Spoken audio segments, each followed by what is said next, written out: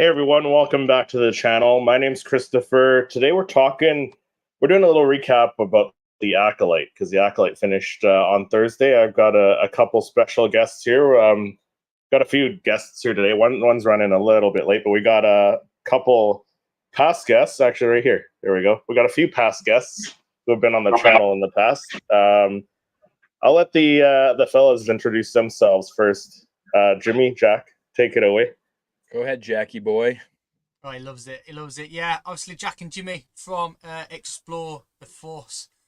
Just two Star Wars nerds that met in London Celebration. Running a podcast as well. Like Chris, we've been on numerous podcasts before. We've had Chris on before. We've beat everybody on his quiz. Just putting that out there as well. But yeah, thanks for having us on, Chris. Super appreciate it, buddy. Yeah, appreciate you guys coming on. Appreciate you guys coming on talking about the Acolyte because I know you guys are pretty positive about the show, so should be interesting to talk about. And then we have Sawyer, who's been on the channel before. Sawyer, you want to introduce yourself? Hello, I'm Sawyer, otherwise known as Sawyerism.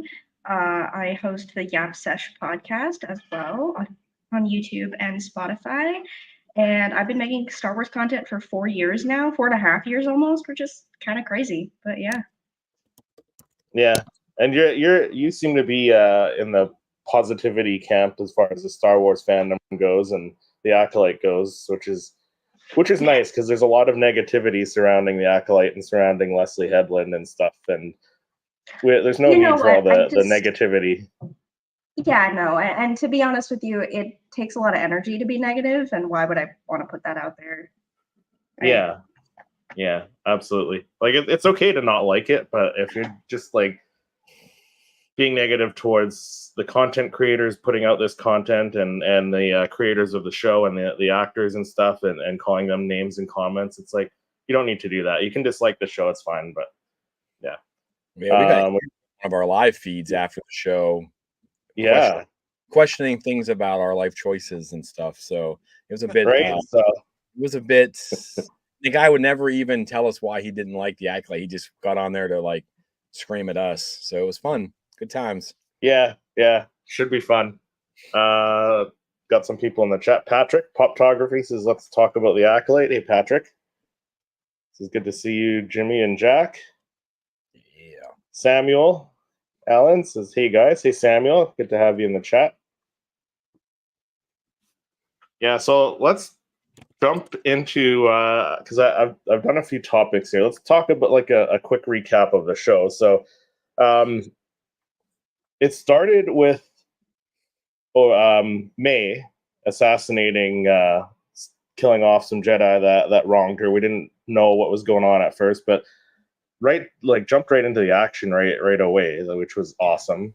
And then from there we met like Sol and some of the other Jedi. We got Vernestra Rwoh from the High Republic, which was awesome. I've never read the High Republic stuff, but I knew of the character just seeing it on social media and in videos and stuff. Have all of you are all of you like High Republic readers? Yeah, I've read everything, so I'm kind of I'm having a hard time with Vernestra in the show versus Vernestra in the books. So yeah, and we'll get into that later because that's something that I think is probably comparable to Luke Skywalker in the sequel trilogy. How people really liked him in the original trilogy and see him in a different light, right? So I think that could be similar to that. But we'll touch on that later. But yeah, no, the whole series was just like a mystery, a murder mystery. They tried to figure out who killed these Jedi. They realized it was Osha's twin sister, who they thought were dead, and they investigated that more. That took them to Kofar, and they found out there was a dark side user, a Sith Lord. He said that they can call him a Sith. What did you guys think? Did you take that he's a Sith from that line? I'm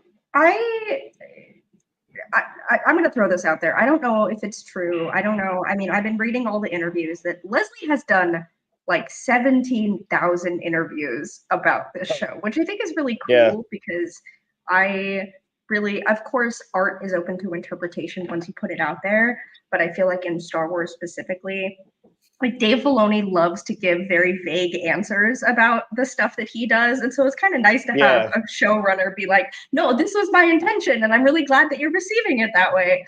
But I think I think that we are seeing like two separate like groups that are trying to splinters, like bring back the Sith.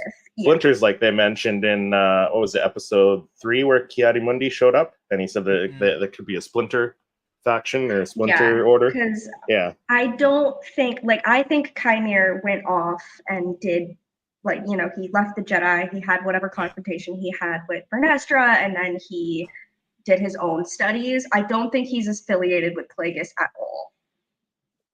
Okay. Yeah. Well, we'll talk about some theories on the show, like that we've had during the show and for the future, because this show, I don't know, it gave me more opportunities, I guess, to think of theories. Like this one really made you think compared to other shows. Was that the same for you guys? Were you guys doing more theorizing about this show than any other Star Wars show? Especially that last episode. I mean, good Lord, how much stuff is there to wrap up? I mean, they need 2 more seasons probably just to get things sorted. But yeah, I thought it was fun. Like, the whole time, and I don't know, Jack and I talked about this a lot on our Thursday shows, was like, people have been spoiled by binge culture, like being able to binge everything. Yeah. People just let the story develop and just complaining the whole time. But yeah, I thought that was the fun part about this show, was like every week there was something new to discuss. Like, what's going to happen? What does this mean? What are these people? Yeah. Some of it wasn't real hard to figure out, but but it still was fun. I mean, I don't know. I thought it was a good time. I understand some of the complaints, but I mean, as far as like trying to guess what was happening and things like that, it kind of kept you on your toes a little bit. And, they threw us some curveballs at us. So, I thought it was fun. It was a very clever show, I thought, because some things were easy to predict than other things. But I think that's because with Leslie Headlander now, she's produced it. Let's say it's not just a age range. Like Andor was like adult Star Wars, pretty much. We could probably say that. Yeah. The Acolyte, I think, was for all ages. So even young kids, to a degree, could be able to come on or talk to their friends at school and say, I think this might happen, I think this might happen. Whereas certain other things, like the whole Plagueis stuff, is more for adults. So I think it's very clever how they've left stuff open. And I was saying this to Jimmy as well, especially with the last episode with so much riding on it, they've left more than enough questions, but that's the Star Wars way anyway, more questions and answers, but enough so people want a season 2, or there's enough there for a season 2. Yeah, exactly. Because they answered some questions, and not everything got answered, which is what you want to do at the end of a season, so you can do another season. And I hope they do another season. So then where were we for the recap? So yeah, a lot happened. It was basically a murder mystery, right? And they followed that, and they found out about the Dark Lord, and then the twins, like the reveal of the twins and how they were created. And some of the, like you said, Jack, some of the stuff that they were, I guess, kept us guessing and stuff. But like the Kymir stuff, like he said peace is a lie, which is like the first line in the Sith code, isn't it? I believe so. That was easy to figure out. But then, like, during the 5th episode, like they kind of threw in stuff like, oh, he gets in your mind like my mother did, so it kind of made you second guess that it was Kymir. And then it's like, oh, boom, it is Kymir. So it's like they did stuff like that, which was great. I think it was. Sorry. No, go ahead. I think something that was so interesting to me about this show is the way that there were mysteries throughout, but a lot of them were, on every episode, we were kind of given more information. And even with Kymir, like, a lot of us predicted that it was going to be him, but that reveal was still able to be so shocking. And I think what was so shocking about it was just the brutality with which he revealed himself. And so it was, even though a lot of us were like, oh, of course it was Chimera. I think that was the point. I think they were trying to spoon feed that to you, but I think we're used to, even with Darth Vader, you know, there's something with his mask, and he's this foreboding figure with the cloak and everything, and he comes in and he takes his lightsaber and he stabs people or he chokes people, whatever. I think there's just something very raw and unsettling about watching someone who is not wearing a mask do that and like smile as he's doing that, and then the way that he kills Yord, like that was a horror episode if there ever was one in Star Wars. Yeah, exactly. Awesome. Like being able to flip back and forth between like being a killer and being, you know, being the silly little guy he was at the beginning in that episode was nuts. Like he deserves a lot of praise for his acting in this. Mm-hmm. Yeah, it's crazy. There's so many theories that you can come up with, but with this as well, and it's sort of going on to what we mentioned earlier, is I don't think Plagueis is with Chimera at all, and I think it is a splinter faction. But if that's the case, right, if that's the case, this would line up nicely for the sequel movie trilogy or whatever they're bringing it. So the Rey stuff, you know, we've now got another load of Sith that's back again, watching things unfold, watching Palpatine rule, watching all this. It's opened up a massive new arc, loads of new lore now, where these Sith Lords have been watching some other Sith Lords have a little play and a dance, whatever, and now it's like with the Rey stuff, the new Jedi Order, you know, you've got these new Sith Lords, or old Sith Lords, if you like, they've sat back and watched it all happen. So there's loads to play with. Yeah, absolutely. And like you mentioned, Chimera being like playing the two different sides, like the kind of guy who didn't really know much. Like he seemed like he played the fool. But like even when he revealed himself and he saw May there, he's like he did the little oh hi, like in his little Chimera voice, and then in the stranger, like, oh, you really didn't know it was me, you know, like he flipped, you know, just like that. And like Manny Jacinto and Lee Jung Jae's performances were probably the two standout performances for me during this show. Yeah. You could have a bad story, you could have a bad whatever it is, but if you've got actors like that, they'll really help carry the show and carry the message across as well. Yeah, I think there's also like there's something to be, you know, Star Wars is camp, and Star Wars does not come without its, you know, repeat lines from other parts of the franchise and quirky one-offs that, like when in episode 2, when Chimera's like, when Yord is standing behind Soul and he's like, "Who's that? Who is he?" referring to May's master, and Chimera's like, "Oh, I thought he was with you." Like, I love that. But you know, it does, like you said, it doesn't matter what the material is. Like, I think Star Wars and everything really, but Star Wars is so elevated when you have actors that are that talented coming in and just knocking it out of the park. The duality of Chimera is like, that's been on my mind since episode 5, and I never anticipated that I would get out of this show a potentially like favorite all-time Star Wars character, but he's climbing up there pretty quickly. 100%. Yeah, absolutely. So I hope we get more stuff of him, like some backstory, even if it's a book or some comics or. Like, I don't believe if they've actually, you know, they're talking about from the books about it being Emery, and it's not. Like, it's the silly people are making these. I saw that. What is that about? Well, because she named her ship the Canteros, but I think it was in honor of him because of how proud she was. And some of these people are making up theories and they have no idea what they're talking about. And it's like read the books first. So I love the theories, though. I do. Yeah. It just doesn't fit. The white kid that's her Padawan. I mean, unless he did some serious shape shifting or something, it's not going to be him. Yeah. Essence transfer. Yeah, maybe. We'll get into some of the theories later, but like there are also theories like that Chimera could have been Tenebrous or like Plagueis or Venomous, just like redone, like they changed the species. But I was like, I don't know, would they do that? And I'm glad they didn't, because we'd got the big cameo at the end.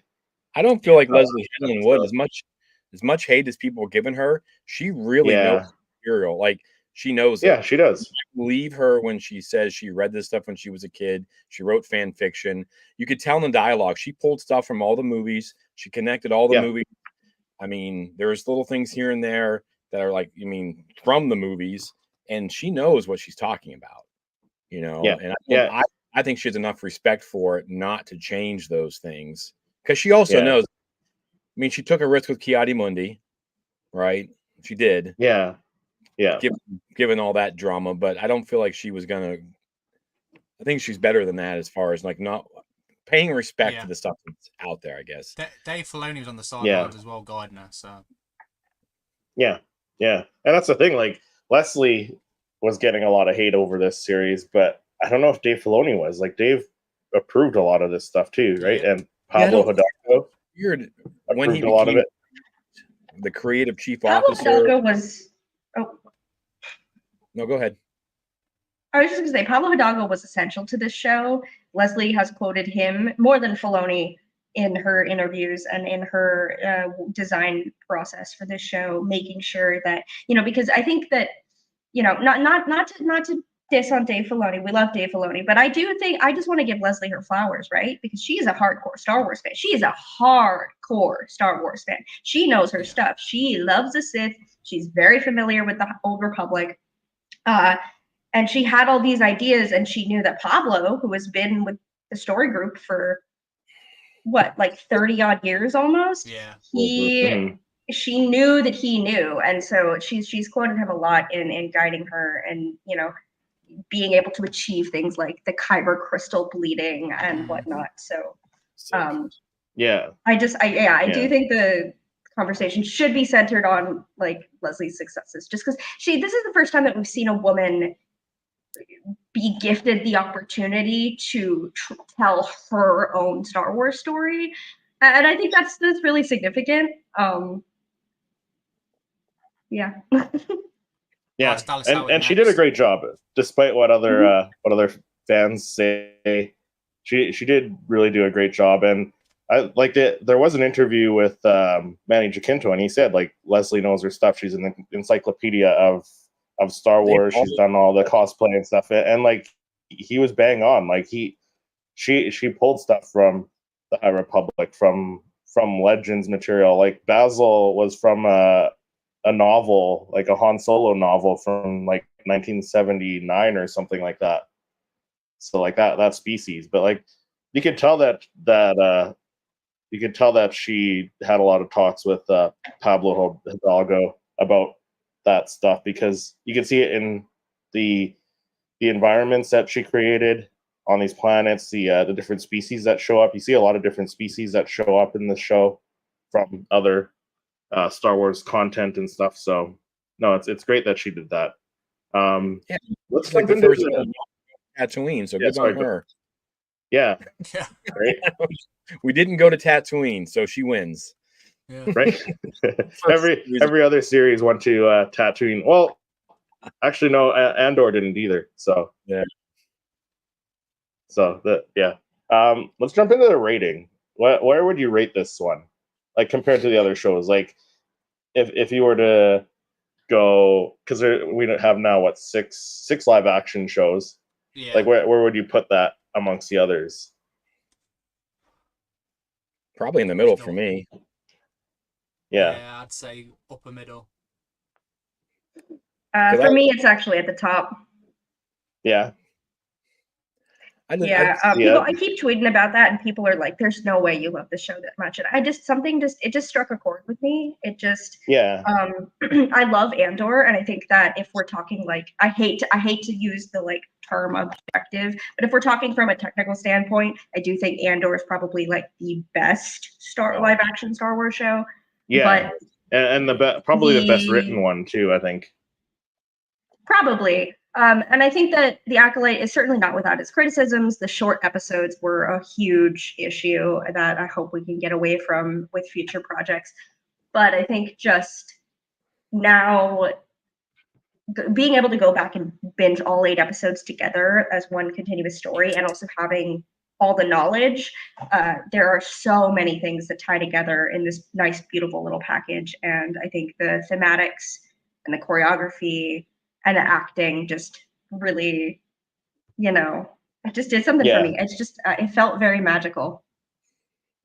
Yeah. I do agree that Yeah, see, binging I, helps a lot. Like being able to go back and like watch, because like episode 7, I watched it, I was like, oh, like that was like a low point for me. But having gone back and watched it a couple times and being able to jump right into the finale, I'm like, oh, like Yeah. that kind of flows better. Like, and that is what it is. yeah. There were some issues with order and, like you said, with run length. Like 4 and 5 should have been one episode and different things like that. But yeah, overall, it's pretty good. Yeah, and the 2 flashback episodes, like I enjoyed the other perspective, but they probably could have squished it into one episode if they had to. But Yeah, how would they do at the that? same time, it kind of works how they broke it up, because Soul said, "Oh, I'm going to explain to you," and then you see that other flashback, so it kind of makes sense that way at the same time. But Yeah. yeah, no, for me, it's probably in the middle too, because I think right now Mando and Andor are at the top, and then I'd go Acolyte and Ahsoka in that order. So I had to Acolyte's separate. pretty high on my list as well. To separate the Mandos by season, because season 3 just brings that down Did you? to a crashing halt. Yeah, So it's like Yeah, Mando seasons 1 and 2, and and then some like Andor and Acolyte and Ahsoka, then the Acolyte probably. yeah. So we're all pretty much on the same page. It's one of my favorites now. I think it's one of the most rewatchable. Like you can just throw it on, throw on episode 5 for that lightsaber fight, throw on the finale for the lightsaber fights, like the duels. Yeah. I mean, Yes. one of the reasons like Solo is my favorite film, I feel like it's like the most watchable. I can just throw it on and be doing something and look up and see a good action scene or something. But I think the numbers will go up. Yeah. Is And that's the thing. I think Disney's going to look at the Disney and Lucasfilm. They're going to look at the watch, like how many people watched, rather than all the hate towards it, right? Because they're not going to pay attention to all the comments and stuff like that. They're going to pay attention to who all watched it. Even the people who hated it watched it, right? Yeah, to see how it was. So like, you don't like it, stop watching it. Like just stop. Like if you really want to stop Star Wars from happening, don't watch it. Yeah. But then, of course, they can't spread their hate and their vitriol and all that stuff without being able to. I mean, they don't really. The stuff they say doesn't even really have. They have been though, because they were review bombing it before the episodes came out too. Yeah, I saw that. I was like, which was pretty crazy. It's like, really, come on. But overall, I really enjoyed the series. But I wanted to talk about a few things that got people upset or were like hot topics. So the first one I want to talk about is the Witches of Brendok, because that was a big one after episode 3, the first flashback episode. And we got introduced to the witch coven on Brendok, who created these 2 twins. We didn't really, at this point, we didn't know how they were created. We kind of got a hint, like Mother Anastasia said that she, like, Mother Coral carried them and Mother Anastasia created them, I think is what we got, the line that we got in that episode. How did you guys like that episode? What did you think of the witches? I think for us, like, because we've read the High Republic and we've read the comics, like it made sense, because like Phase 2 of the High Republic is all about different Force religions, Yeah. And so it wasn't a big deal. People are losing their minds because they call it the thread. That just shows you how much they don't know about Star Wars. Like you have the biggest Star Wars channel, and he doesn't know anything outside the movies. Like he doesn't, and it's frustrating because like if you look at all the stuff in the High Republic, and to think that the Jedi are the only group that use and the Sith are the only ones that use the Force is insane to me. So I had zero problem with it, and I also think that people are like, oh, the agenda with the witches, right? Because they're like, well, they're all lesbian. Well, what did you think of witches was when you were a little kid? Like, there are no dudes ever in a coven of witches, right? Like, I just assumed. But it's because of the time we live in. Everyone's like, oh, there's an agenda. I'm like, okay, exactly. Yeah. They didn't say, they didn't show them doing anything. They hinted to the romantic relationship, but who cares? I thought it was perfectly fine. I love the fact that we saw a different version of the Force. We heard someone. I mean, I thought it was great. Like I mean, the Yeah. cat during the Ascension was a little odd to me, but I loved it. I thought this is exactly what Star Wars needs. It needs to kind of branch out a little bit more. Yeah. I would also point to Rebels too. Like there are with like Ashla and Bogan, we know that even if there are groups that don't use the Force or wield the Force, they're still very consciously aware of the Force, and every culture, every planet has their own interpretation of what the Force is, because it's the same way that we have 1,000 different religions on Earth, because civilizations have evolved independently and have the same questions about the meaning of life, and so different religions have evolved over time, and that's exactly what happened with the Force, because the Force is everywhere, and but the language that the Jedi use for the Force is not everywhere. So yeah, I agree. I think it made perfect sense, and I like to see. Yeah, I see no problem with that. I like to see like a diversifying, expanding Star Wars universe. I think something that I was the most excited for going into the show was non-Skywalker affiliated material, and that's exactly what that was, and it was great. Everyone complains about, you get it, they just complain anyways. They're so closed-minded, I think. I mean, that honestly, it comes down to being closed-minded and having no imagination. Also hate sales, and two of us are going to have to deal with that here soon in the election, but yeah, I'm sorry for you guys. Yeah, me too. No, but I really enjoyed the witches because, like you guys both said, it gave us a different interpretation of how others see the Force. And even as someone like who hasn't read the High Republic books or gotten into any of that stuff, like the witches of Dathomir called it the same thing, like they the thread of destiny and stuff, right? And that they were a coven of witches. There were no men in their coven, right? Like they were all women in that coven. And with people complaining that they had an agenda, like you said, Jimmy, about like them making the witches all lesbian and stuff. I think that was more directed at, because like Leslie Headland is gay, right? So I think that was more. It was all about an attack about her. It was all about her, but like that, there was nothing that, to me, anyway, stood out. Like, oh, these are a bunch of lesbian witches. Like I think they had like a little embrace where like one of them touched the other's face. I think Anastasia might have touched Coral's face or whatever. But Rise of Skywalker, we had what's her name, the lieutenant at the end who kissed her wife on screen, right? Yeah, right. So like, and I don't think that got as much hate about that. So I think people. I just don't understand why we get this like I think it's pretty obvious that Coral and Anastasia were involved, but why does that mean all of the witches are that? Like, it doesn't mean every single witch in the coven is a lesbian. Yeah. Next, let's jump also, into labels like that don't exist in. Sorry. Yeah. No, that's go ahead. Labels like that don't exist in the Star Wars universe. So.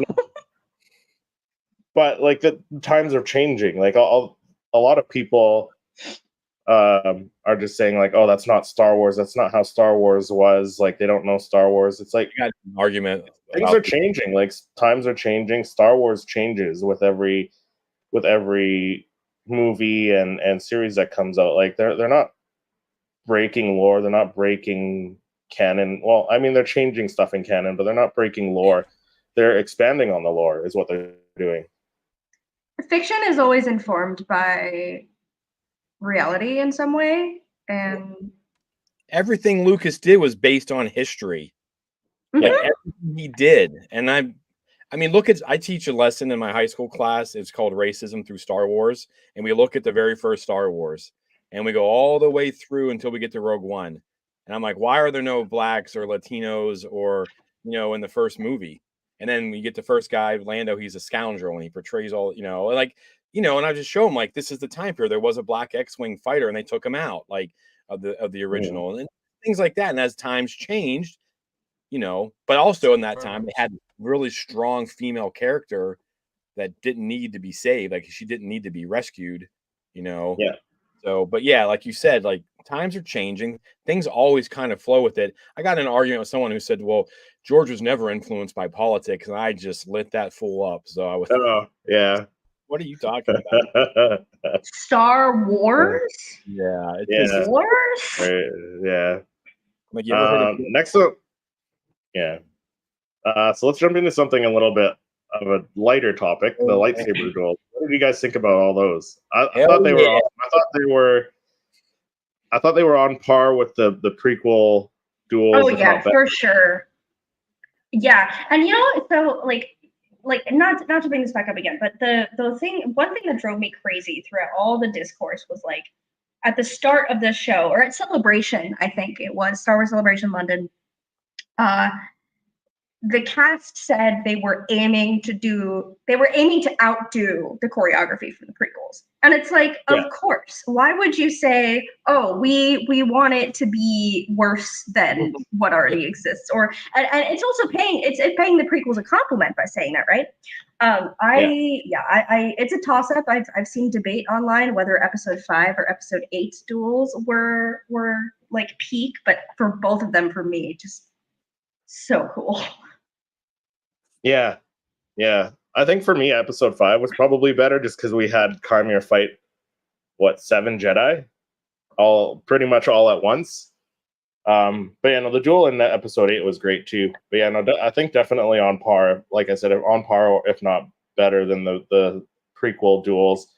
And I see a lot of people saying the prequels were better because the characters that were in it, because like Anakin and Obi-Wan, it's a classic. Like it's two legendary characters, right? Like, but if you take the characters out of it and just like the actual fighting styles and stuff like that, both were quick pace. Like George always said, like faster, more intense, and these lightsaber duels were faster and more intense. So Yeah. You got to realize as well, or people got to realize that in movies, you've only got an hour 20 in some movies, dependent, to get to know these characters. I'm pretty sure that a young Anakin in Phantom Menace, if you got let's say 3 hours, about 3 hours, what's that? Probably 4 episodes of live action. If you got 3 hours of Anakin Skywalker at that age, people would get bored of him pretty quick. yeah. So Yeah, movies absolutely. is a lot more in your face. This is the character. That's what you've got to make of it. It's up to you if you like it, if you don't like it, and then your mind wanders.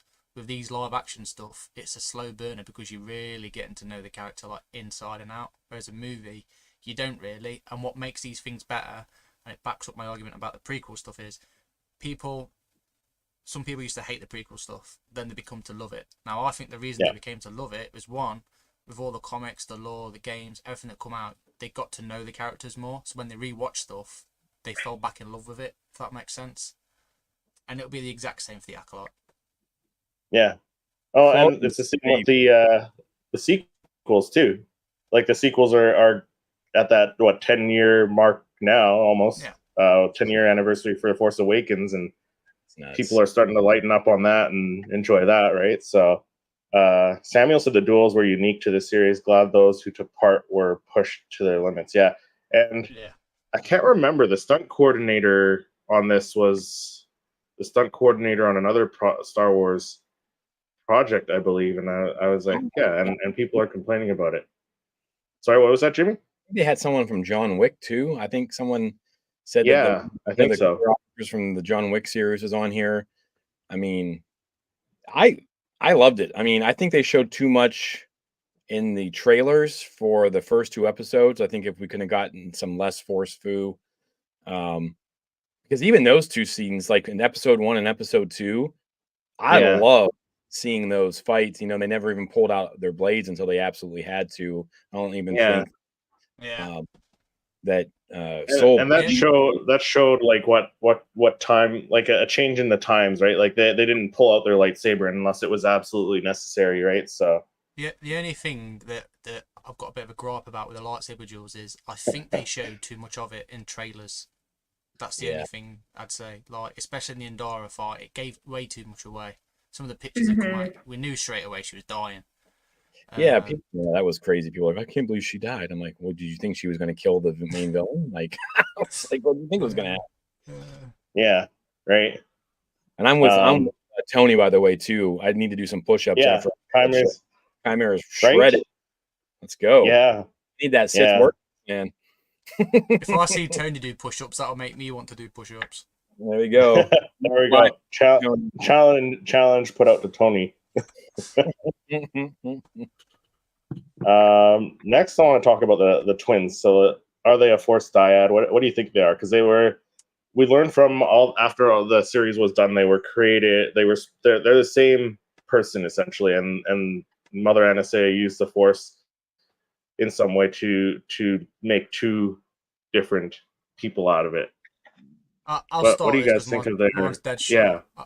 I literally haven't got a clue with this. Like, quite frankly, I don't have a clue. I'm not going to sit here and say it's amazing, whatever. But they were made from the Force. I get that. I get Mother Anastasia somehow done it, but that's as far as I've got with it. I don't get it. A Force dyad to me was Rey and Ben Solo / Kylo Ren being able to communicate across the galaxy. I thought that to me was a dyad.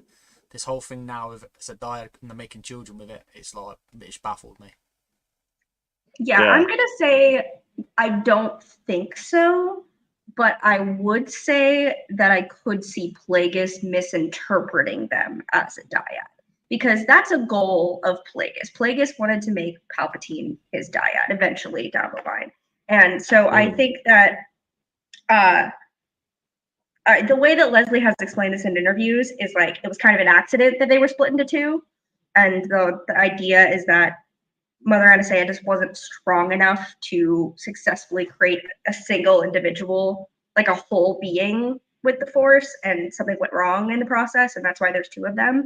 And that this will somehow, the Sith get a hold of this, they can use that information to inform their own Sith alchemy doings that they're going to be doing up until the creation of Anakin. So I think no, they're not a dyad, but I also feel like it's not just the Sith, right? Like, I don't think Soul was accurately able to explain what they are, because yes, they were derived from the same consciousness, but they're very clearly two different people.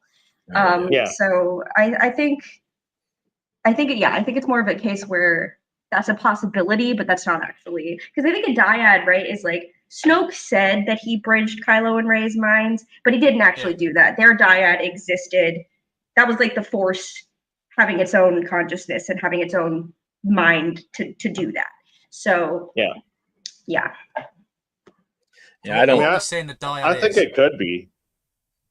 I mean, I think I've interpreted the dyad, like in the sequel trilogy, of like two Force users having an extremely strong Force connection across like the great distances like that. And it kind of seemed like they did when Osho was getting these Force connections with her sister in the first few episodes. So I think it could be like the first Force dyad, but maybe not as strong as Kylo and Rey. But the way that they were created, Jimmy, like you said, like and Jack and Sawyer, like they didn't really explain it great. Like Soul didn't really know exactly how it happened, just that they were split into two. They have the same what did they call it? The same signature, the same I can't remember what they called it now.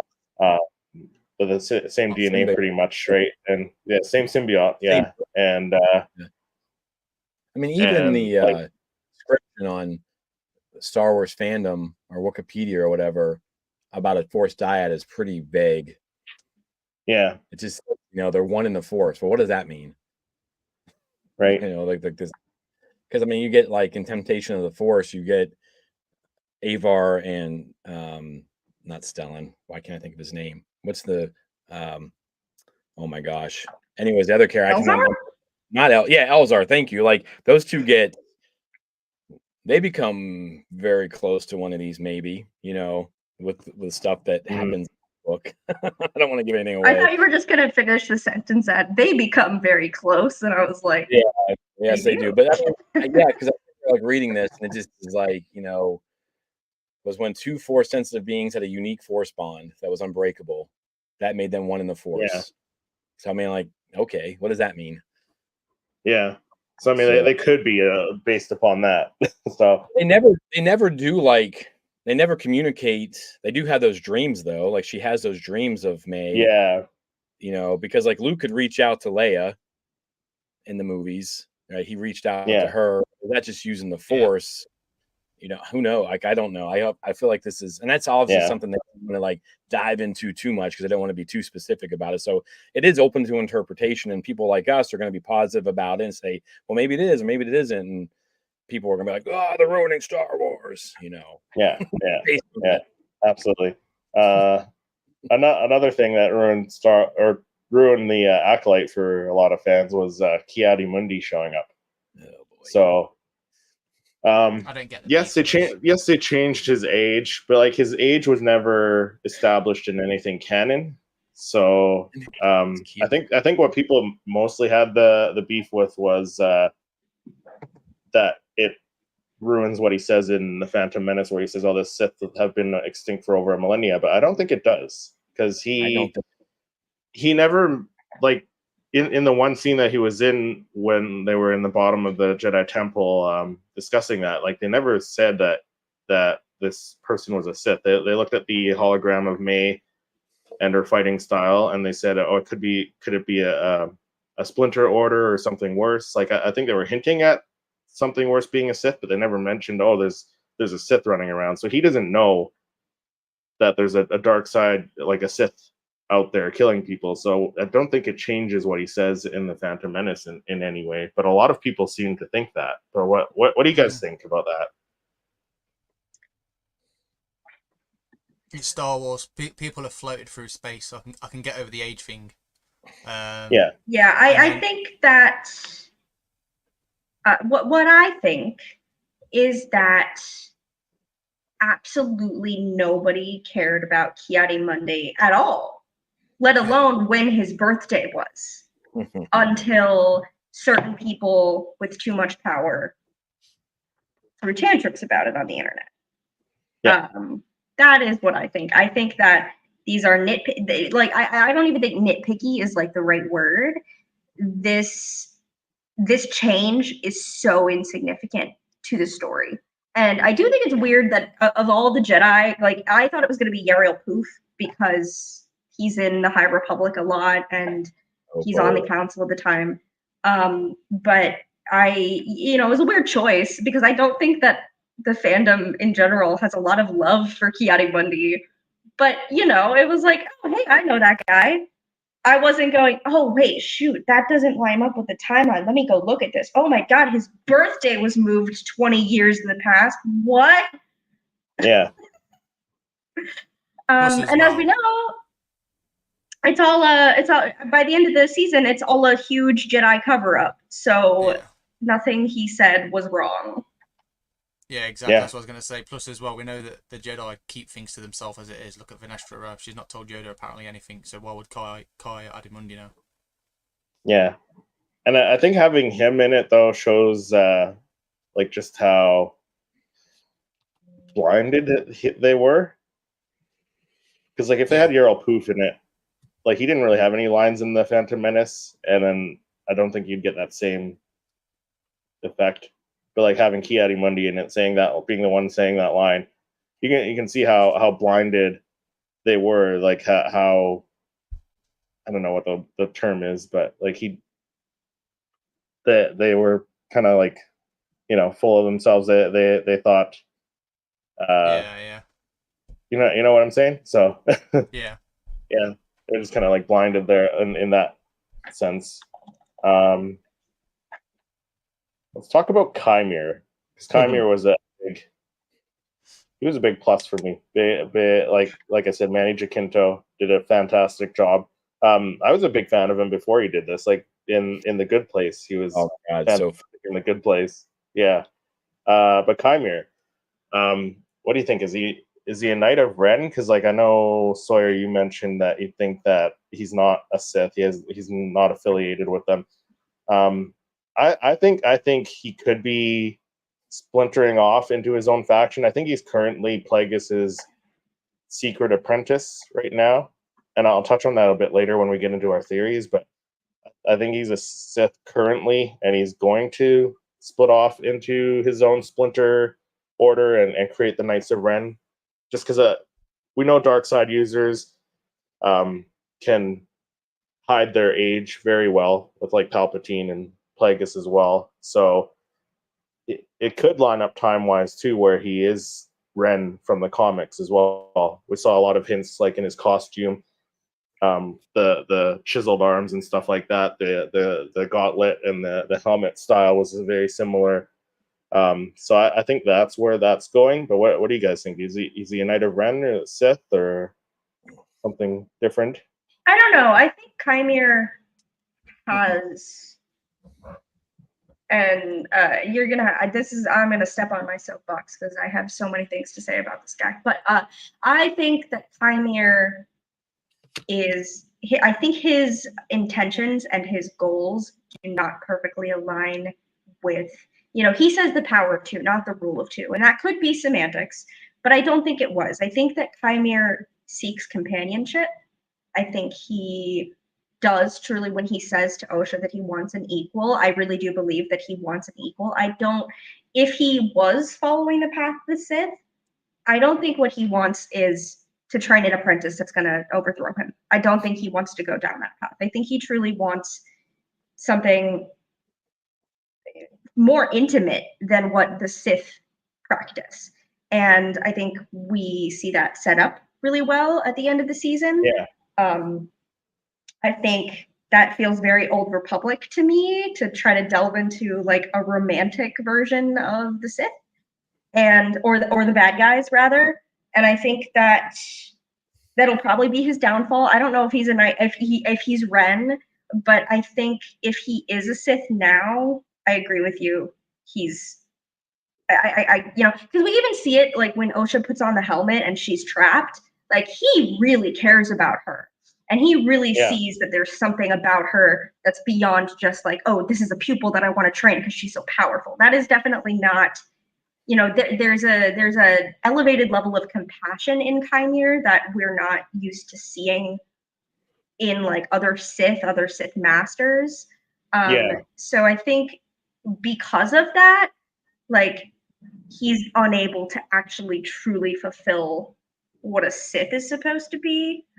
Because I don't think he's selfish to some degree, but I think he wants to be selfish with somebody else.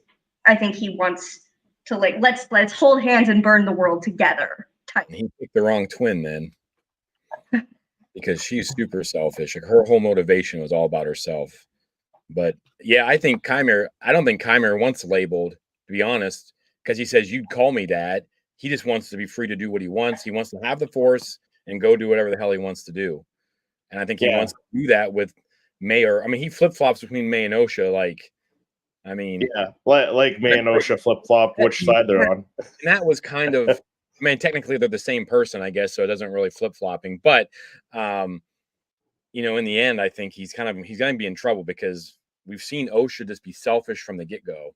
If you look at their motivations, May is motivated just like Anakin was, by love and by family, and she did some stupid things because of it. But Osha's all about herself. So if they get to the point where she's powerful, I can see her sticking a blade through Chimere at some point. But I don't think he's the Sith. I think he might have some connection to Plagueis or Tenebris. I hope he does. I think it'll be kind of cool. But I don't think he wants labeled. I don't think he sees himself as a Sith. Maybe he does create the Knight of Ren just because it's what he does, and he likes, like Sawyer said, he likes that companionship. So as a Knight of Ren, you're going to have 4 or 5 people running around with you. Like, that's more fun to be with a gang, right? Like, it's more fun to podcast with 4 people than it is to do it by yourself. You know. So, like, I don't feel like Chimere himself as a character wants to be labeled. Of course, we're going to put one on because that's what we do. But and that's the thing. Like that's why I thought maybe he's a Sith leaving, because he doesn't want to be labeled as a Sith, but he's currently his apprentice right now, and he wants more. Like Sawyer said, like he wants that compassion, that relationship that partner, not just an apprentice. He wants a partner, someone to fight by his side, and maybe he's going to break away from Plagueis. So that's my thoughts. Jack, what are your thoughts on it? I don't think we're going to go down the Knight of Ren thing with it at all. I don't think either we're going to be seeing him a Sith or a Jedi. I reckon with this, like I've sort of alluded to as well, is there's so much to play with this. We could be seeing, I don't want to say a Grey Jedi either, but we could see our first faction that's in between Jedi and Sith. You know, he just wants to be free. That's what he said. You know, he just wants to use his powers. That's it. I would say there's not a bad bone in his body, but episode 5 proved that wrong. So yeah, absolutely. Yeah, it is a difficult one. I mean, I could see people's theories for the Knight of Ren stuff. I get it. I don't think it's going to be the case though. Not this far down the line, but then it could set it up, I guess. But no, I think with the Acolyte stuff, I think the sort of giving us little things to go off and just being like, well, let's see what this blossoms into. What could we do with this? You know, maybe they're listening to our theories and going, you know what, that's a good theory. Let's build on that a little bit more. Right. But yeah, I wouldn't be surprised if it's not a Sith or not a Jedi. That's going to be my take. Yeah. Very good. Next, the Vergence in the Force. This was something else a lot of people had an issue with. So the Vergence in the Force that they talked about in this show was on the planet itself, which I think if you look and see what the Vergence usually is, it usually takes place around a physical place, not a person usually, which made Anakin the first Force Vergence of that kind, centered around a person, but usually it's centered around a place. So a lot of people had issues with the Vergence thing and the way they were created, and just jumped to the conclusion that the twins are the Vergence, that they were created the same way Anakin was, but they weren't, because the witch's mother Anastasia tapped into that Vergence, that stronger Force power, and that helped her amplify her own powers and tried to create the one single life and split them into two. So that's how I saw that. How did you guys see that one? Like, what do you guys think? So it's another difficult one for me. It's kind of similar to the dyad stuff. I think we need more information and stuff like that to really go quite deep on it and understand it a bit more.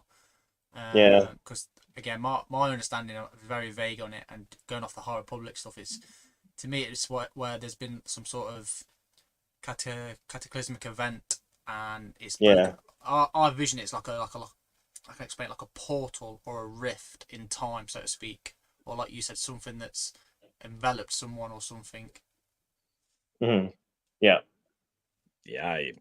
No clue. I don't understand it. I mean, they say that the planet was had no life in it because of the great disaster from the beginning of the High Republic, and then it has life. It kind of reminds me of like the Search for Spock, where they create the Genesis, right? And they create that, like the Force is like creating that planet, bringing it back to life. I kind of thought, I know some people thought that pit was where the Vergence was. I kind of thought that Boonta tree was kind of like maybe where it all started.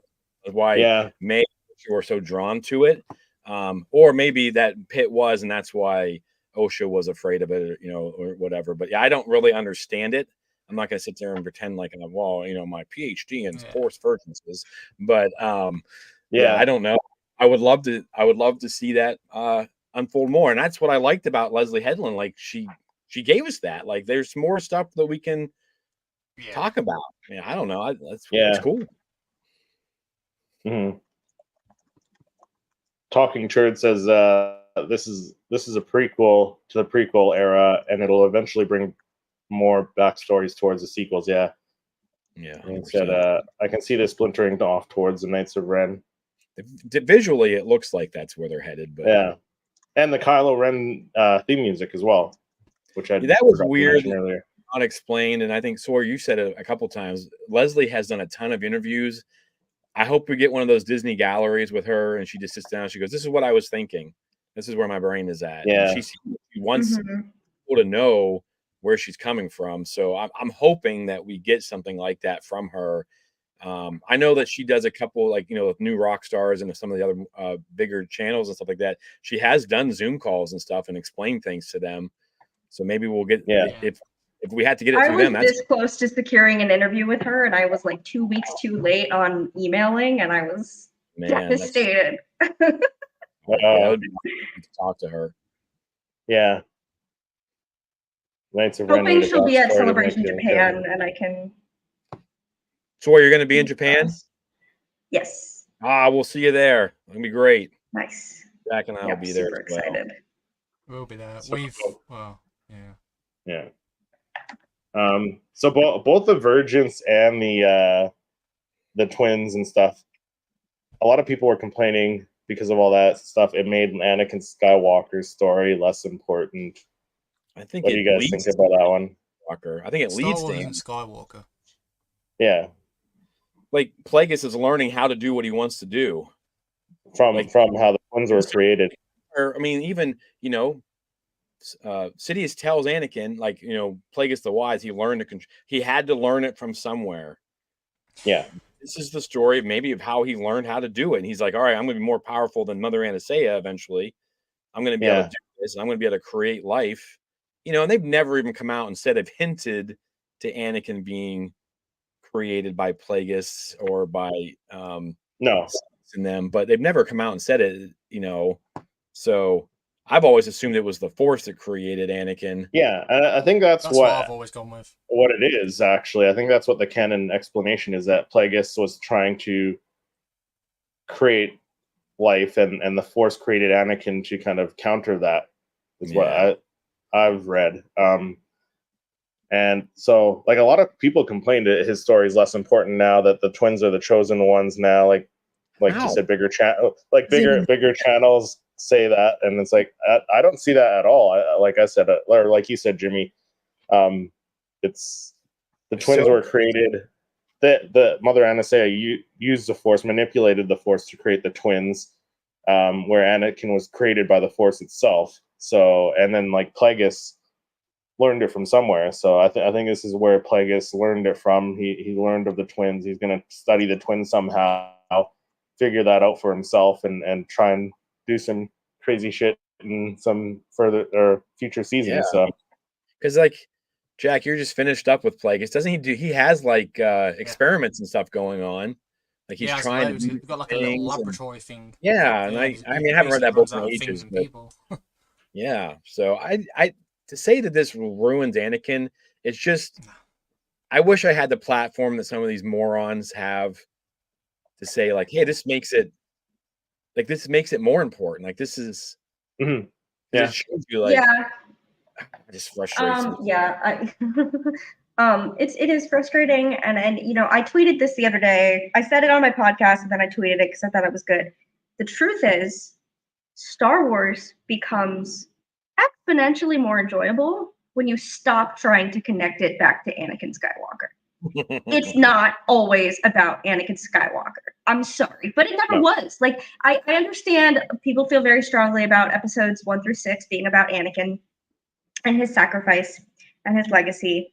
And you can absolutely make an argument for that. I understand that he's a well-written, tragic character. I'm not a fan, but I get it. But truthfully, even in Legends, there's so much more to Star Wars beyond Anakin Skywalker. And if you want Star Wars, like, we can't, it's like when people are like, oh, let's do a live-action Clone Wars. Why? We have that already. We have the Clone Wars. Watch it. It's on Disney Plus. You can watch all of it right now. It's a lot of us, and totally, there are people who just like 1 or 2 things in Star Wars, and that's totally fine. There's no correct way to be a Star Wars fan. However, there's only so much story to tell with characters that already exist. So no, and I think that Leslie, I just want to give another shout out to her, because I think that the way that she has handled this criticism, this unfair and ridiculous criticism, to be honest with you, I think she's handled it with such grace, and every single time it's been brought up in interviews, she, you know, she tackles it just by showing how much she actually understands Star Wars and how much she understands the lore and how long she's been a fan. And you know, and I think, and she's able to not only say, no, this doesn't overwrite Anakin's importance or his story, but actually, if you will just That's to it. take a breath and listen to me for a second and see what I'm trying to tell you, this informs why Anakin was the most powerful Force user, or should have been the most powerful Force user of all time. Yeah. Like, it's not just, oh, like, and it doesn't make sense to me anyway. Like, the Sith wanted to create life. They wanted to bend the rules of the universe. They wanted to forge dyads. They wanted to do all of these things that were not possible by natural means. It doesn't make sense. I'm a scientist. I don't go to my lab and do an experiment one time and get it right. It does not work like that. It has never, ever worked like that. You know, I would be way further in my career right now if that is how science worked. So it makes sense to me that there was trial and error and research that went into what was eventually the creation of Anakin Skywalker. And he still didn't get it right until the Rise of Skywalker, and even then he found it by chance. Didn't he? He looked at his hands in and he was like, oh, that's what I've been after. No. I think people just kind of jump to the wrong conclusion. Yeah. Really? Well, they jump to the conclusion that sells hate and gets clicks, you know, and I don't know why Star Wars fans want to hate Star Wars. Like, why not? And I get, like, I don't think that The Acolyte was perfect. I think there were some writing issues, that some of the episodes were kind of wonky. But when it's over and I'm like, man, I want another season, I'm like, all right, well done. You know? Yeah. I just don't understand why they, like, just the four of us can all be like, yeah, like, you know, how easy was it for us all to kind of come to that?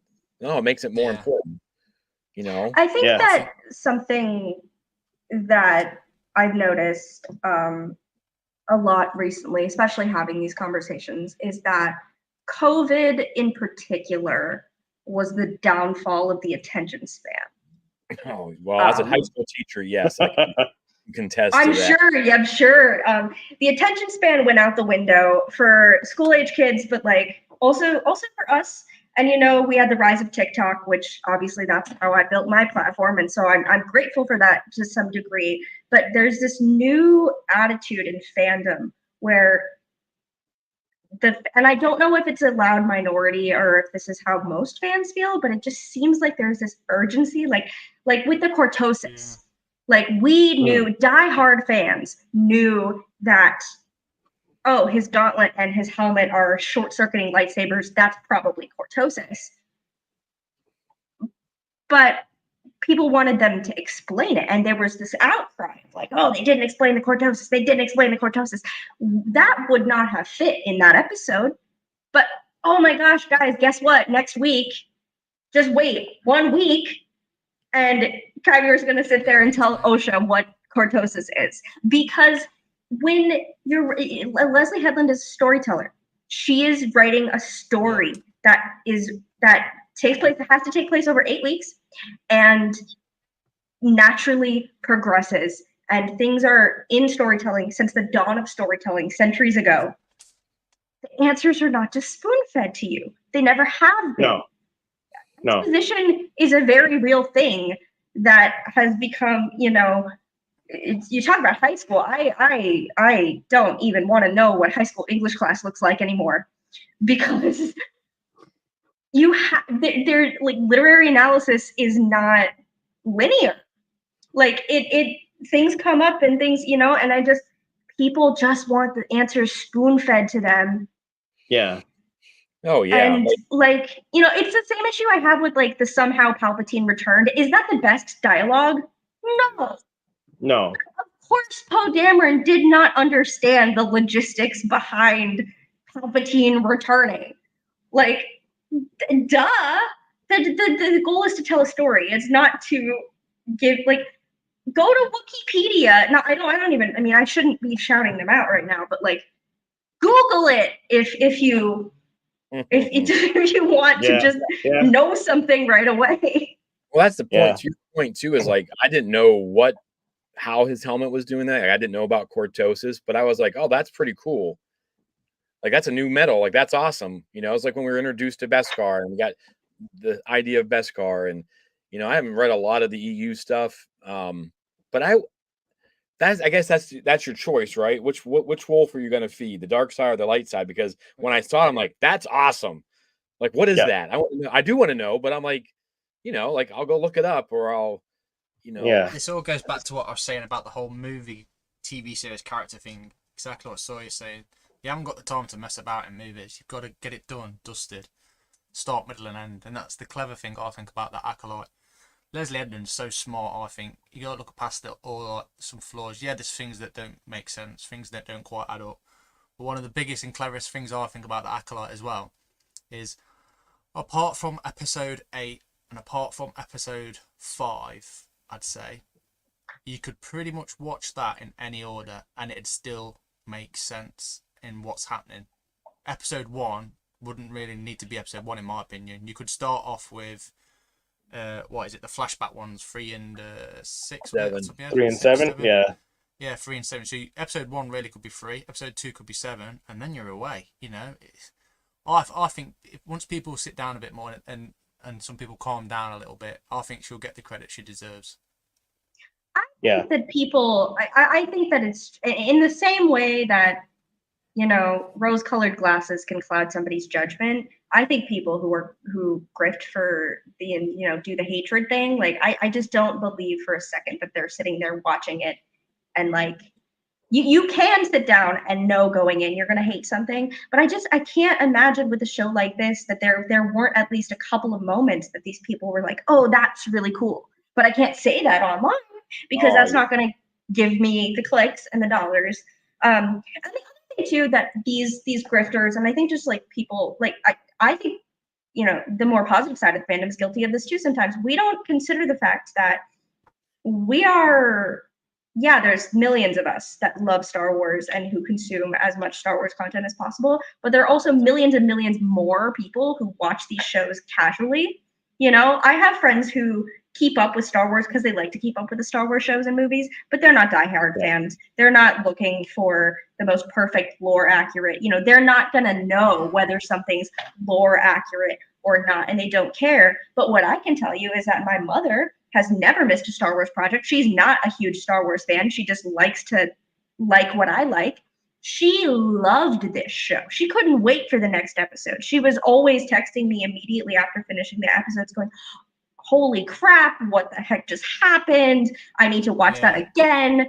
And I think I saw a lot of that. I saw a lot of people just interested because this was advertised. You know, I think they did a pretty good job marketing the show. This is not a show that has anything to do with any former characters. It's pretty new. It's a new era. A lot of people were watching the show because they were like, what the heck is going on? And we only know the Nielsen ratings for the first 4 episodes. I would be willing to bet that after episode 5, those ratings went way, way, way, way up, mostly because of Manny Jacinto. And because I know what I saw on Twitter. And when he did that reveal and the biceps, and like, you unlocked a whole new audience from that. Yeah. It's funny because even the people that didn't like it still tuned in week in, week out, didn't they, Jimmy? That's what you were saying. But these people that were not a fan of it. I mean, make no mistake, I love Star Wars. Jimmy knows, everyone knows how much I love Star Wars. I'm not looking forward to the Skeleton Crew, but I'll still watch it, and I'll probably change my mind about it. Might not change my mind about it, but I've got my opinions about it already. But I'm not going to go into the show to attack it. Yeah, and that's the thing. Like Lucasfilm and Disney, like I said, they're going to renew the Acolyte based on viewership, like how many people watched it, not based on how many people hated it. So viewership and also stuff like this. Those numbers, like, Leslie. Sorry, go ahead. Well, the numbers, because the new writers contract and all that stuff that went down with the strikes and all that stuff, like we're supposed to have better access to these numbers, and I wish we could, like Mhm. like the views and things like that. Like that was part of the contracts that were written to the actors and the writers because they weren't getting paid for how many times things were getting pushed out. So that stuff has to be released eventually, right? Or is that like not coming into effect until 2025 or something? I don't know, but Who knows? But but I also think that this kind of these discussions, and Leslie said, keep talking about it online. I Yeah. think that what we've seen with the Acolyte is like next level Star Wars community engagement that I haven't seen in a while. Even during the sequel trilogy, I didn't. I mean, yeah, maybe with The Last Jedi, but like in a different light. Yeah. But I mean, the Yord Horde and the memes and the conversations that we're having, and I feel like I'm going to spend the rest of the summer at the very least talking about just this show because there's so much to talk about, and so many different like avenues to explore with it. So Well, just keep I think, pushing it I out think in a positively, nutshell, Chris, I think Anakin less important. Probably not. No. No. So let's jump into a couple of character points here. So Darth Plagueis showed up in that last episode, and again, like there's certain people online who have big followings who complained about it and stuff.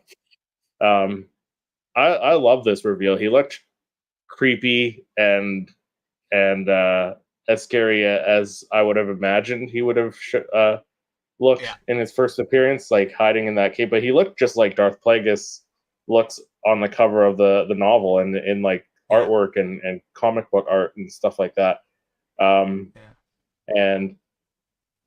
I don't know, like what do you guys think? Do you think having him in here was a good choice by Leslie Headland? Yeah. Like she just did an interview, I think, and she said like he was in every version of the last episode that they wrote, right? And throughout the changes, like he was in every version of it. So like what do you guys think?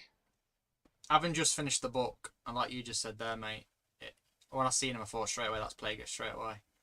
And again, credit to Leslie Headland and the team around her, is they've left everything open to interpretation. So, is he the Sith Lord for Khmer? Is he the Master? Or whatever. Nobody knows. They've left just enough for everyone to want more season 2. I can't see what people are complaining about, if I'm honest, about Darth Plagueis. I really don't. Appearance-wise, I thought it was spot on. Yeah. And again, I think people complained about his age because I've seen one or two memes where they're like, "Oh, he's only like a teenager. This would make him a teenager at this point." But again, his age was never canon. Nothing about Plagueis' age was in canon, right? So, but like if that's all they change is his age, like that's minor. So, yeah, exactly. Right. Yeah, I mean, on Wikipedia says they lived more than 100 standard years, so he could easily be alive right now. Because if they do follow a book, and I think Leslie is trying to kind of lead us into that book. Because I mean, anyone who's a fan of EU has to love the Plagueis book. I mean, it just ties in so beautifully with the prequels. He could easily be alive and be young, and why not? Like he's going out and he's exploring, and he's got all that money. He can be doing whatever he wants.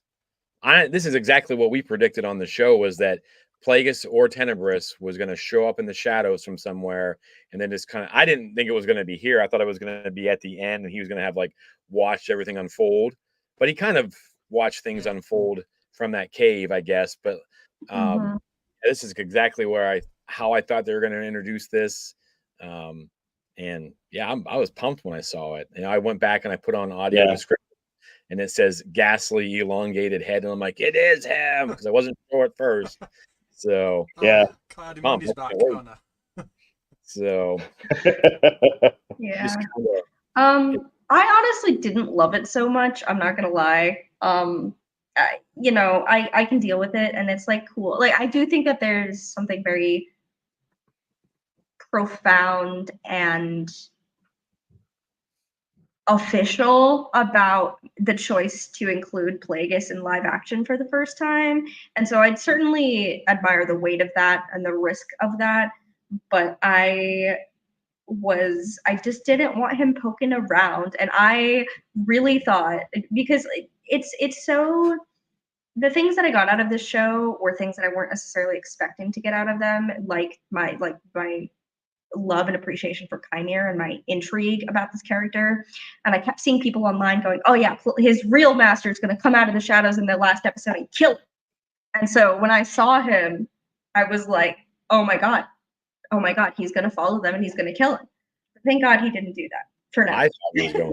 Like, I honestly thought, like, oh my God, like we're headed for this massive showdown on Brendock. I thought, whoa, this is escalated quickly.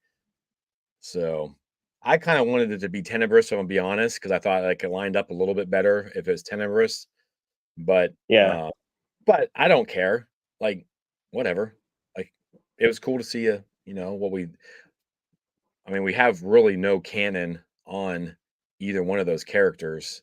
We just know Yeah. they exist, so they can do whatever they want. And like I said before at the beginning of this, I think Leslie has a respect for the EU that she'll try to drive that story as close as she can to that book. Yeah, I think so as well. Yeah, because she's got enough respect. She knows the Star Wars, and like Talking Turd, you made a comment here about Leslie a little back here.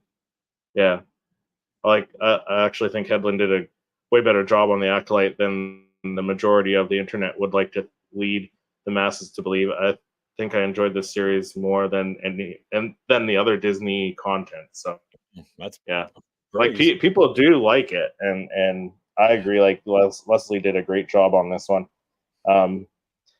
I liked the involvement of Plagueis. I too thought it was going to be Tenebrous at first, which I'll get into when we talk about the theories. I think it works out. I think that means that both Osha and Chimere either have to die or leave the Sith, if that's what they are. Because we don't know for sure whether they're Sith or not. Yeah, or go into hiding. So I'm gonna get smoked. I mean, yeah, I guess it does make sense if Chimere splits off into the Knight of Ren. That means he doesn't die, but perhaps Osha and May end up dying. But like someone has to die, because it does seem like Plagueis does know about them, and I'm pretty sure Chimere knows about Plagueis. I don't think he's just hiding in the same cave that he has his little base set up in. So, but either way, I think it's cool. Like I haven't read the Plagueis book yet. But definitely I think his appearance is very. Yeah, that's what I've heard. With the Acolyte stuff as well. Yeah.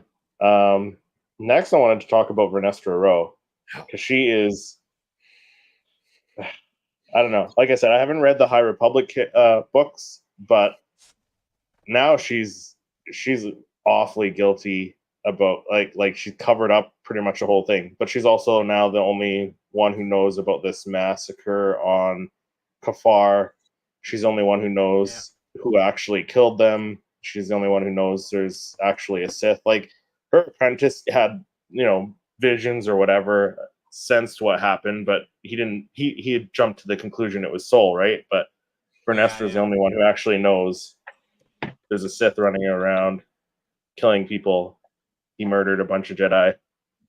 What do you think of that? Like, do you think, like I mentioned earlier in the show, I think as High Republic fans who have read the book, I can see people maybe not liking her character as much now because it changed so drastically, very similar to Luke Skywalker going from this hopeful Jedi, powerful Jedi, to this kind of hermit on Ahch-To, right? So what do you guys think on this as High Republic readers? I don't know. I think that Vernestra has a very dedicated fan base, and I think she's a beloved character in the High Republic. But I think that while a lot of people may have been disappointed, I'm not sure that the reaction was as strong as what happened with The Last Jedi. And I don't think either of these circumstances were not warranted. I think what they did with Luke makes perfect sense, and I think what they did with Vernestra. The thing about Vernestra is she becomes a Jedi Knight at 16. She's very, very, very young. She's basically, a Jedi prodigy, and then she gets thrust into what I would argue a threat to the Jedi that is even greater than the Sith to some degree. And there's a lot of trauma, and there's a lot of things that she has to endure. Think of Ahsoka going through the Clone Wars at 14, 15 years old. It's similar to that, in some cases worse. And I think that when your entire formative years have been spent making very adult decisions and forcing you into very terrible positions and suffering a lot of loss, I think that it makes sense that you fall back on rules and trying to do what's right to the best of your ability, but in doing so, causing more harm than good. And I also think that she was a little afraid of the Senator. I think she was afraid of his intentions and his dislike for the Jedi. And do I agree with her actions? No, but can I understand them from where she was standing? Yeah, especially because she recognized Kymir. She knew what he was capable of. I don't think she knew he was a Sith or was identifying that way. But I think she is kind of going to go, I think she's kind of a foil to Soul in a little bit, or is sort of, because Soul went on this journey throughout the first season of okay, that's my Padawan, my former Padawan, this is my responsibility. So I think now Vernestra is having this, she's going to have a, that's my Padawan, this is my responsibility moment. And I think she's got a little bit of that Jedi hubris that we're very familiar with from the prequel era. But it makes sense to me narratively why it would come to that point. She's also 150 something years old. So a lot can happen between the two phases of her life. Yeah, that is true. And we also got the reveal that she is or she was Kymir's old master, which we all speculated because of the scars on his back looked like they came from her lightsaber whip. So we got that confirmation. So it could be interesting to see where that goes if we get a second season. When we see her trying to track Kymir down and stuff like that, and see them duel, that I can see that being a very cool lightsaber duel as well.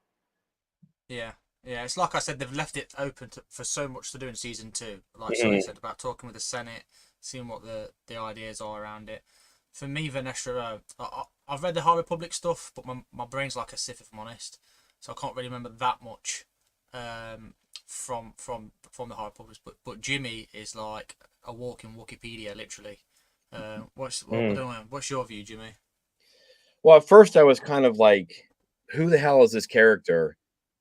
But then if you sit there and you start thinking about her light whip, her master, she has been keeping secrets. She kept secrets from Stellan, and then she wasn't able to tell him about a few things. And then she bounces after the great disaster. I mean, she, like Sawyer said, she does become a Jedi at 15. Like, she's knighted. She's his prodigy.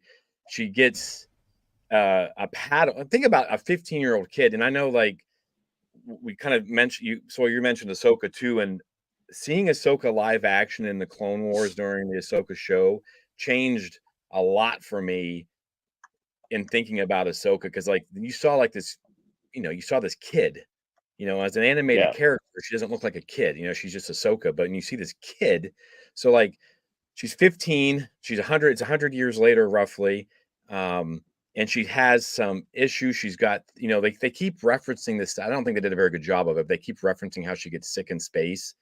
And these are some important connections in these books, because she's having these visions with Mari Santeca and all this stuff that's going to happen.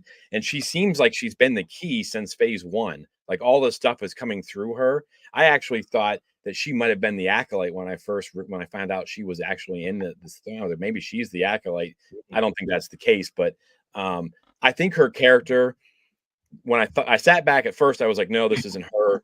But then you see in the books, I mean, she's really grumpy towards, in phase 3 right now, she's really upset with Elzar and some different things that happened. And she has these she's kind of standoffish. She doesn't tell people stuff, and it kind of falls to where the Jedi never tell. The Jedi are afraid to talk to each other. Like they're like the most judgmental group of people, it seems like to me. But I think that something's going to happen in the next, because we got one more adult novel coming out, Yeah. and something's going to have to happen in that novel that kind of sets her on that trajectory, because she would be really highly respected. If she's a Jedi Knight at 15, she has 100 years of being a Jedi. Like she's going to be up there with Oppo, Yariel, Yoda. I mean, she would be one of the more highly. I'm surprised she's not on the council. I know why she's not on the council, but I'm surprised she's not, having that long of a span of being a Jedi Knight and a Master. So Right. I do think that they have set up some personality traits in her that could show her being secretive in the books. I am curious as to what's going to happen in the last book but again, like think about how much you've changed in 15 years and what's going on. You don't know. Yeah. So I think there's a lot, and I do think, because I mean I know that but like we got to talk to Cavan Scott, and we got a few more of the authors. They love these characters, and they're going to do something to set this, I think, going in that direction. It's sad for me to see, but maybe like again with storytelling, instead of just yelling and screaming about it because I didn't like her, maybe what she's doing is she's trying to save the Jedi Order from something we don't realize yet, and then she turns out to be heroic. But yeah, I do think that they've set the tone. I don't feel like this is the Vernestra from the High Republic that I've read so far, but I do think that there are some personalities and some examples in the books that you could see her getting this way over 100 years. Yeah. Now a lot of people complained about her acting. The actress who played her, Rebecca, I can't remember her last name. Henderson. They said they said her acting was flat and pretty bad. But what do you guys think? You think it kind of feels like it kind of feels like it would line up to somebody who went through all of that stuff throughout the years, right? Like she's kind of now more guarded and more storytelling, more defensive about stuff. Like I feel like it's just like Yord. He was playing, people complained about him. Yeah, there were certain characters, and if Vernestra, she is standoffish in the book. I mean, she disappears for a year after the Starlight Beacon stuff, and she was off on her own. And I don't know. I actually was thinking about this. I wanted to go find stuff that Rebecca Henderson's been in and watch it, and to see like how she acts in those things. If she's playing a bit, like if this is how they want to portray Vernestra as this kind of cold and calculating character. It's hard for us to know. Like I know this is why we need a season 2 if we really want to, because I think that this season, if they give us a season 2 and they explain some of these things, then I think my rating for season 1 would go up. Like I would get a higher rating. Like right now it's where it is, and I think I would bump it up more if we got more things explained. And again, that's storytelling. It's just like Sawyer said, like people don't want to let the story develop. So I don't know. Yeah. Let's jump into Yoda, because Yoda showed up right at the end of the series, which was, in my opinion, I love that. He didn't say anything. And we saw Vernestra come to say, we have to talk. First, what do you guys think that she's going to say to him? And then also, do you think this changes anything for the prequels? Because a lot of people are complaining that how did he not see? How did he not sense that all these Jedi died? How does he show up and not know that Vernestra's hiding all this stuff? What are you guys' thoughts? Listen. This is what no spoilers for people who haven't watched or read the High Republic. Go read the High Republic. What are you doing? But Yoda has a habit of not paying attention when he needs to be paying attention, and sometimes just completely going off and doing his own thing and ignoring the very real crises that he should be intervening with as the Grand Master of the Jedi Order. I think that's also relevant in the Clone Wars. He was ignorant to what was going on, and that's the theme, kind of his theme. for his entirety. He was just, you know what? There comes a certain point where you're too old to be in charge of something. Anyway, I think that we will just see more of that. I think it's kind of symbolic in a way for Yoda to be presented with so many opportunities to intervene and set things straight, but he doesn't.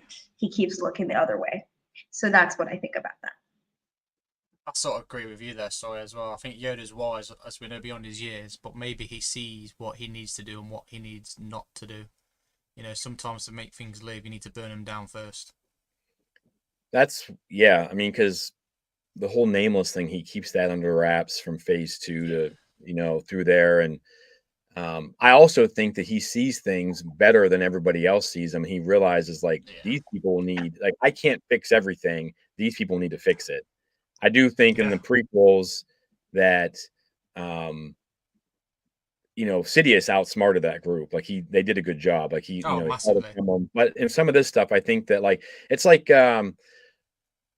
real life example. I had a student who had a flat tire, and I was like, all right, well, let's go fix it. And I was just kind of watching them, and then a guy jumps in and fixes the tire for him. And I looked at the guy, I go, that kid learned nothing now.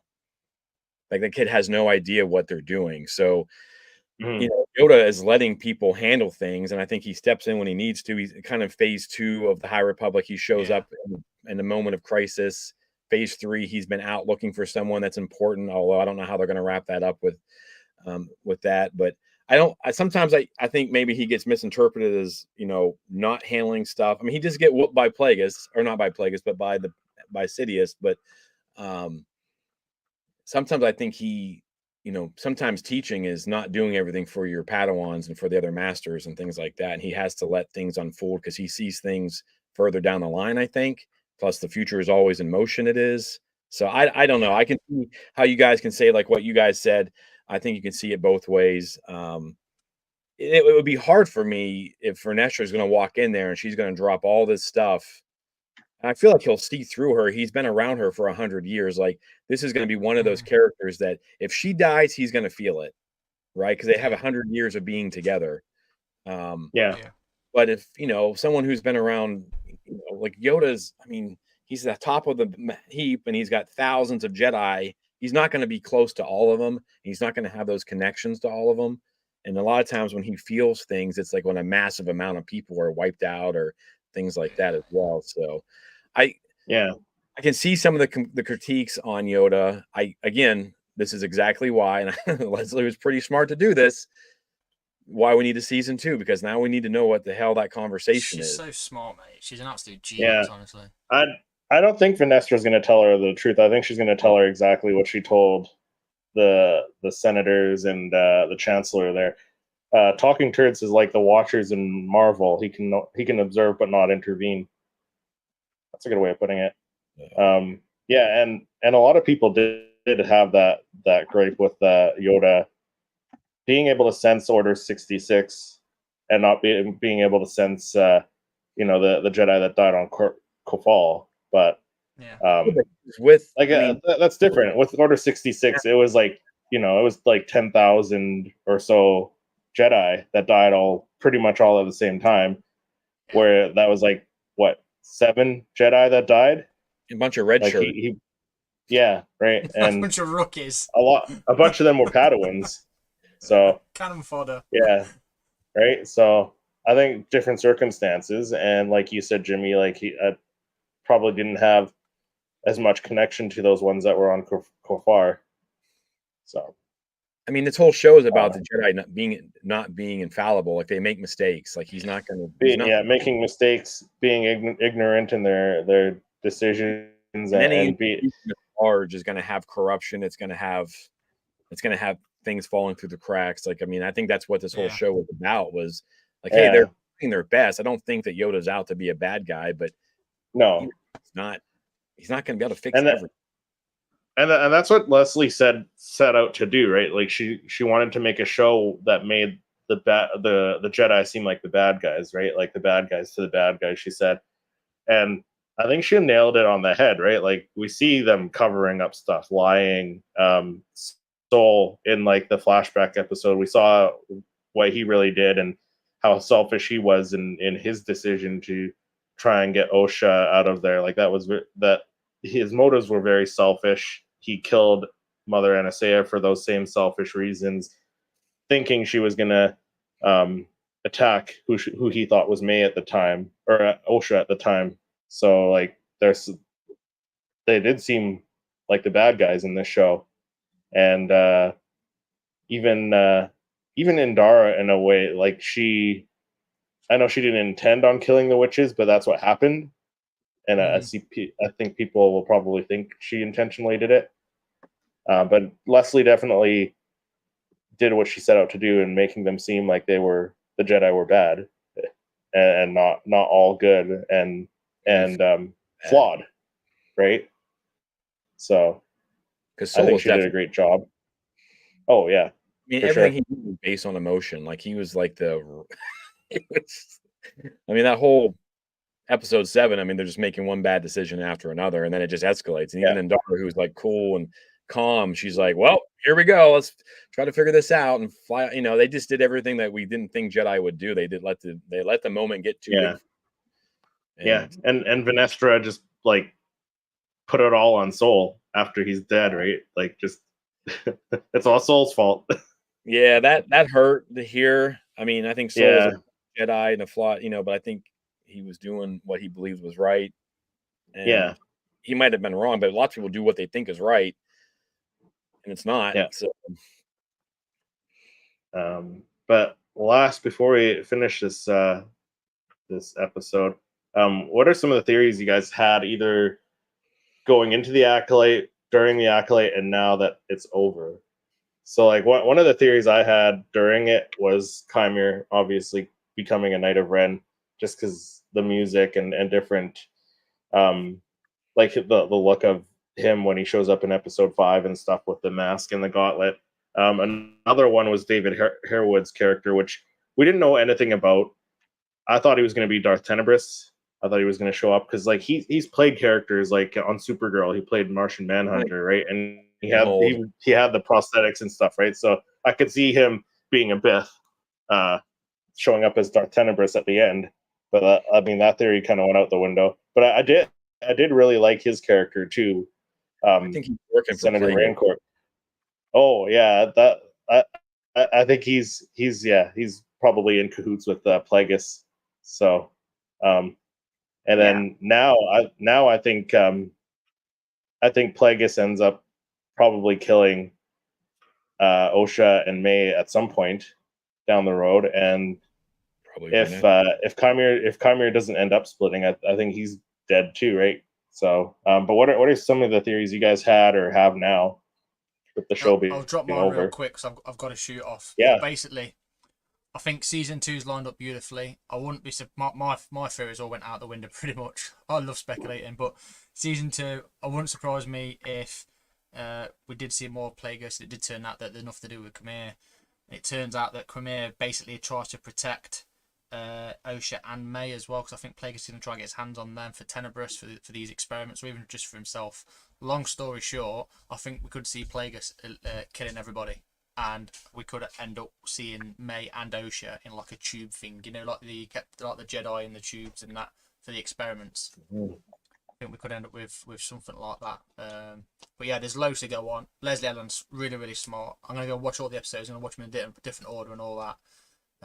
But yeah, there's so much more they can go with for season 2, and I'm genuinely excited for it. But thanks very much, Chris, for letting me come on the show as well, buddy. Yeah, appreciate you coming on, Jack. Appreciate you coming on and sharing your thoughts on it. Not a drama. Yeah, you too. Take care, everybody.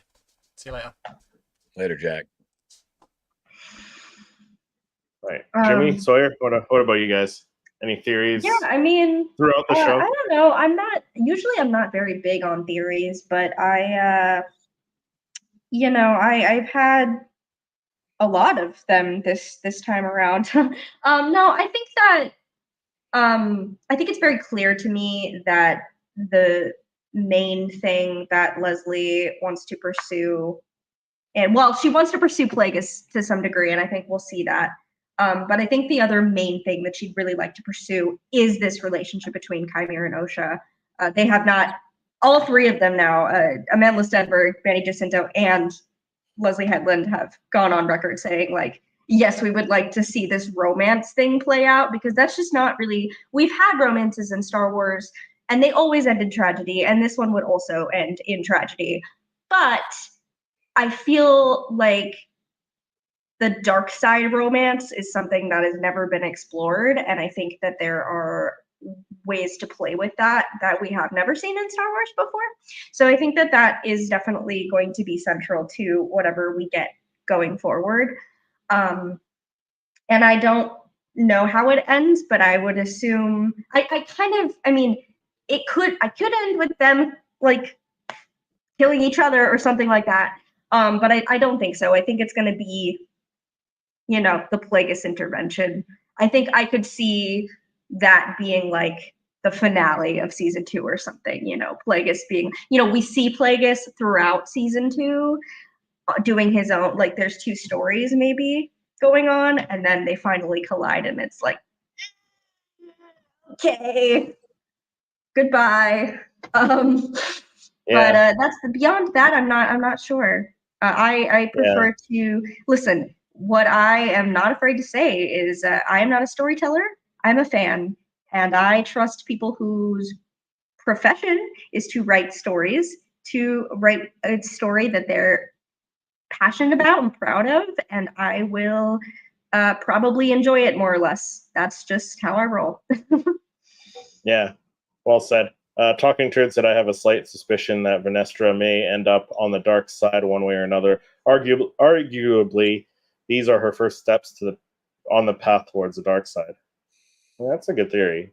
I think it depends on what happens in the last adult novel for the High Republic. Like, because there's a big storyline with her that they have just kind of left, you know, and they mentioned it or getting sick in the hyperspace, and there's this whole conversation in the Eye of Darkness with her and the Centecas and things like that. And so, you know, and again, that was one of my first theories is what if Vernestra is actually the acolyte? Like, holy crap, would that be a turn? Because she sees the flaws in the Jedi, and she's like, you know, a Barriss Offee almost, you know, or something like that. But I honestly kind of like Sawyer, like I don't know. I don't know where they're going to take this story. I do think that Rain Court is setting up. I think Rain Court's the beginning of Plagueis's plan to get into the government. Yeah. Start seeding doubt, get more control of how they're control, you know, because they got to figure out a way to get the Clone Wars kicked off. Yeah. They need to get in there, and they need to have some oversight and different things like that. So I think maybe he's working for, because even in that book, Plagueis has lots of politicians and people in his pocket because he has so much money. So I think maybe that's the beginning of it. And that's really, and of course, yeah, like Shore said, there's going to be some kind of showdown. There has to be something that they think everyone's dead and they think there's no more Sith. And, you know, the people who are involved, I don't think anyone who's involved survives this. I don't think Vernestra survives it. Chimera survives it. May and Osha, I think they're all going down. And I think that it just kind of leads right into, you know, Sidious and Plagueis kind of deal. Yeah. You know, just kind of like streamline right into that. But I mean, as far as a lot of little things, I don't know. I do think that the relationship thing would be kind of cool. But I think Chimera's set up for some heartbreak because Osha is a selfish little person. I do not think so. I'm gonna fight you on that one. I don't think she's selfish at all. I think she's. Oh, how is she not? She didn't want to be part of the sisterhood. She wanted away from May. She was still going to try to arrest May. Like everything is about her, what she wants. Everything May wanted was about family and her sister. So their motivations were super different. I think her motivations were different, but I think that if Osha had actually been allowed, and she would have been allowed to play it out had Soul not intervened. I think Osha would have come back. I think the whole point is that she would have come back to her family eventually, because the whole she never had a choice. She never had to choose. She never had the opportunity to really choose what her life. I guess we'll just agree to disagree, because I don't see what they showed us. I feel like she was just going to keep doing her thing. But yeah, I mean, who knows? We'll see. It'll be interesting. Yeah, So and the whole Plagueis thing, like having the politicians in his pocket and stuff, like that. The whole getting into the Senate and infiltrating the Senate and stuff was all Plagueis's plan until Palpatine killed him, right? And then that became his plan, Yeah. Palpatine's thing going forward, and really taking that to the next level. So yeah, no, Raincourt definitely seems very suspicious, like he's in cahoots with Plagueis. So but yeah, no, the romancing with the dark side users, the Sith or whatever we want to call them right now, that would be something cool to see, because we haven't seen that with dark side Episode users 6 at all. was so surrounded in like sexual tension between the two of them. Half the stuff Yeah. could be taken I one mean, way. she's seen him naked in that in the little pond there. So I mean, there definitely was some sexual tension there in that scene, I think. For sure. Yeah. But I think that does it for our little Acolyte chat today. Thank you, Sawyer and Jimmy, for coming on, and thanks to Jack for coming on, who also was on here a couple moments ago. Do you guys just want to let people know where they can find you if they want to follow you? Sure. Go ahead, Sawyer. Yeah, well, you can see on the screen my creator name is Sawyerism, spelled that way on every platform imaginable. I'm on Twitter every day, all day, but I also post on TikTok and YouTube and Instagram. And I also host the Yap Sesh podcast with one of my best friends, Brooke, aka B Dazzler. We are all about sharing diverse perspectives within the Star Wars fandom. We just hosted the first ever Star Wars spelling bee, which you can go back and watch. It's on our channel. It was super duper fun. We raised over $3,000 for a charity for Pride Month, which was really, really cool. And had a lot of creators join us, and including special guests like Star Wars Explained, which was awesome. So yeah, check us out. We're on YouTube and Spotify, Yap Sesh podcast. Can't miss it. It's a very cutesy little pink and purple logo, and yeah, that's me. Very cool. Yeah, Jack and I are at Explore the Forest on everything. We do some TikTok stuff. We do some Instagram. We'll do Lego stuff. We're doing Star Wars Unlimited. We're doing, I mean, we're all over the map with things that we're doing. Just trying to give a little bit of everything Star Wars. You know, we've got some things in the fire with the High Republic and just different kind of theories and Star Wars stuff. But yeah, Explore the Force. Check us out. We're mostly on Instagram and stuff like that. So, you know, like I said, you'll see Lego builds, and Jack does some minifig painting and things like that. So it's not just podcasting, it's some other fun things as well. Very cool. Well, thank you both for coming on again. Thanks to Jack as well, who had to leave us a little bit early. And thanks everyone in the chat for chatting with us today. And let me know in the comments whether you liked the Acolyte or disliked it, and your reasons too. If you guys have some legitimate reasons, and not just keep it civil in the chat though. But thanks everyone for watching, and we'll see you in the next episode.